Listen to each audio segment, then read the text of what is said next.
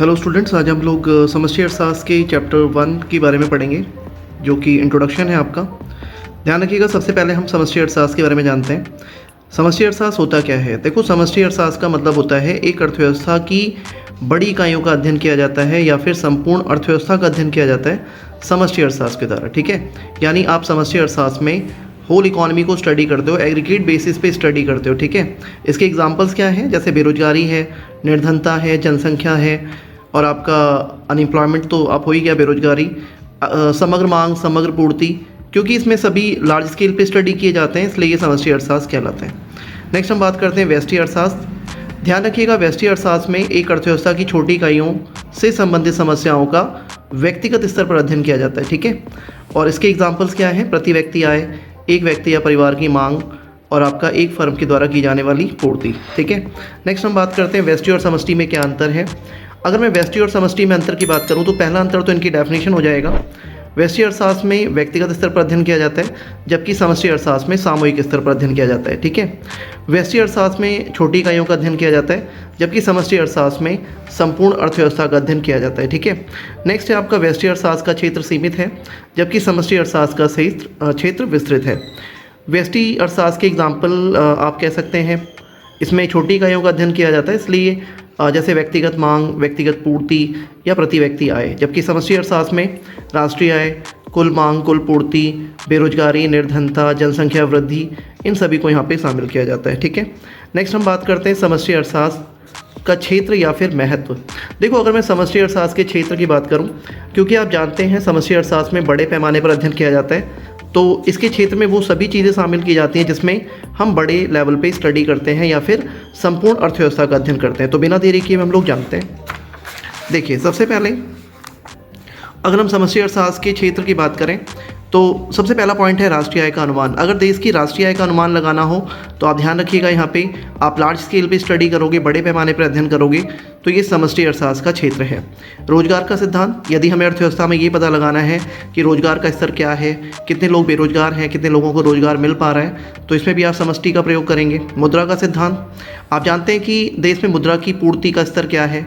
मुद्रा की पूर्ति, जैसा कि आप जानते हैं, आरबीआई के द्वारा, केंद्रीय बैंक जिसे कहते हैं, देश की सरकार के द्वारा और व्यापारिक बैंकों के द्वारा किया जाता है। तो ये सर्वप्रथम क्या करते हैं, मुद्रा का स्तर जानते हैं एक अध्ययन के अनुसार कि मुद्रा का स्तर क्या है, और उसके अनुसार ही वो मुद्रा पूर्ति के लिए नए नोटों का निर्गमन करना है या उससे संबंधित निर्णय लेते हैं। तो यहाँ पे भी आप समष्टि का प्रयोग करेंगे। नेक्स्ट है सामान्य कीमत स्तर का सिद्धांत। यदि हमें कीमत का स्तर ज्ञात करना है कि महंगाई का स्तर क्या है, कीमतों में वृद्धि हो रही है, कमी हो रही है, तो यहाँ पे भी आप बड़े स्केल पे स्टडी करोगे, यानी ये समष्टि का पार्ट है। सरकारी बजट, आपको पता है देश की सरकार के द्वारा सरकारी बजट का निर्माण किया जाता है, और बजट में आप जानते हैं कि हर पहलू के बारे में को शामिल किया जाता है। इसमें हर क्षेत्र से संबंधित कुछ ना कुछ योजनाएं होती हैं सरकार की, जिसको उसमें शामिल किया जाता है। तो यहाँ पे भी अध्ययन आप बड़े पैमाने पर करोगे, और ये समष्टि का पार्ट है। विनिमय दर तथा भुगतान शेष। विनिमय दर आप जानते हो, एक देश की मुद्रा की एक इकाई के बदले में दूसरे देश की कितनी इकाइयाँ प्राप्त की जा सकती हैं, जैसे $1 इक्वल टू इन दिनों 86-87 चल रहे हैं। भुगतान शेष का मतलब हुआ कि हमारे देश का भुगतान शेष मतलब एक देश के निवासियों द्वारा विभिन्न देशों से जो भी किए जाने वाले आर्थिक सौदे हैं उनका लेखा जोखा रखना। तो आप जानते हैं ये सारे जो टर्म्स हैं, चाहे वो भुगतान शेष हो या विदेशी विनिमय दर हो, इसमें भी बड़े लार्ज स्केल पे स्टडी करेंगे आप, और ये भी समष्टि का पार्ट है। ठीक है, तो समष्टि अर्थशास्त्र में आपने देखा कि अगर हम बड़े लेवल पे स्टडी करते हैं तो वो समष्टि अर्थशास्त्र के क्षेत्र में शामिल होता है। नेक्स्ट हम बात करते हैं समष्टि अर्थशास्त्र का महत्व।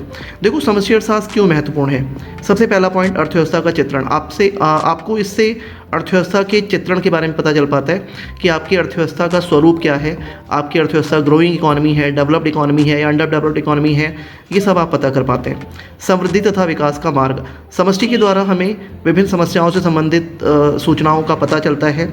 हम देश के विकास या समृद्धि को लेकर के कुछ कार्य या नीतियाँ बना सकते हैं, तो उसके लिए भी समष्टि अर्थशास्त्र हेल्पफुल है।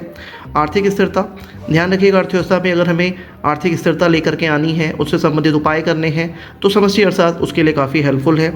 भुगतान शेष की स्थिति, समष्टि का एक पार्ट ये भी है, एक रोल ये भी है कि आपको इससे देश की अर्थव्यवस्था में भुगतान शेष का स्तर क्या है, क्या वो अनुकूल है या प्रतिकूल है, यानी इसके बारे में भी आपको पता चलता है।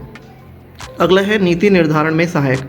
आपको पता है अर्थव्यवस्था में बहुत सारी समस्याएं हैं, देश में बहुत सारी समस्याएं हैं, चाहे वो जनसंख्या को लेकर के हो, मुद्रास्फीति हो, या फिर मुद्रापूर्ति है, बेरोजगारी है, निर्धनता है। तो इनसे संबंधित जो भी नीतियाँ हैं सरकार समष्टि अर्थशास्त्र के अध्ययन के अनुसार ही बनाती है। नेक्स्ट है निर्धनता तथा पर्यावरणीय समस्याओं का अनुमान।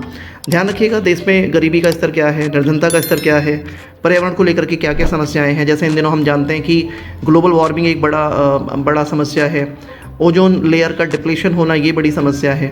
तो ये समस्याएं हमें समष्टि अर्थशास्त्र के अध्ययन के द्वारा पता चल पाती हैं और इनको दूर करने के लिए सरकार के द्वारा उपाय किए जाते हैं। ठीक है, तो यहाँ पे जाके ये फर्स्ट इंट्रोडक्शन आपका चैप्टर कंप्लीट हो जाता है। अगर मैं इसमें इंपॉर्टेंट क्वेश्चन की बात करूँ तो समष्टि अर्थशास्त्र क्या है, इसके क्षेत्र और इसका महत्व, ये काफ़ी इंपॉर्टेंट है, आ सकता है। एमसीक्यू भी पूछे जा सकते हैं और वैसे नॉर्मल क्वेश्चन भी आ सकता है, तो आप इसे ध्यान रखिएगा। और अगर आपको ये वीडियो पसंद आई है तो आप लाइक करें, चैनल पे नए हैं तो सब्सक्राइब करें और बेल आइकन को ज़रूर दबाएं ताकि इस तरह की जो भी वैल्यूएबल कंटेंट है आपको मिल सके। Thank you very much.